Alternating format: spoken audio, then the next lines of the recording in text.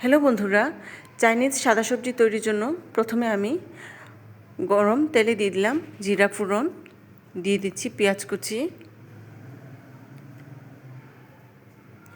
পেঁয়াজগুলো হালকা ভাজা হলে দিয়ে দিলাম সবজি। এখানে আমি গাজর, আলু আর পেঁপে ইউজ করেছি।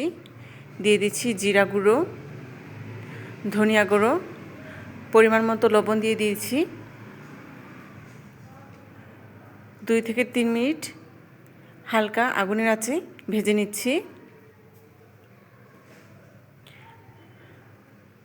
দিয়ে দিব একটি ডিম। চাইনিজ সাদা সবজি তৈরি করতে কোনো প্রকার হলুদ ইউজ করব না।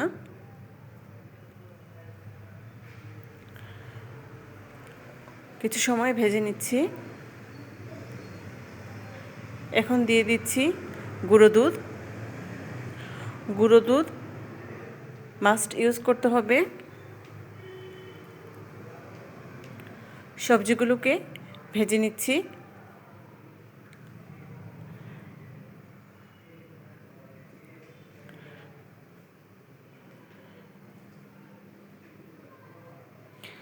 এই রেসিপিটি বাচ্চাদেরও অনেক প্রিয়।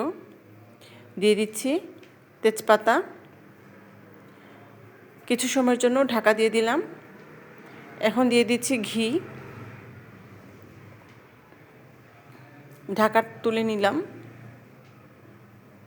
অল্প পরিমাণে ঘি দিয়ে একটু নেড়েচেড়ে নিচ্ছি। চাইনিজ সবজি তৈরি হয়ে গেছে। সবাইকে অনেক অনেক ধন্যবাদ আমার রেসিপিটি দেখার জন্য। থ্যাংক ইউ সবাইকে।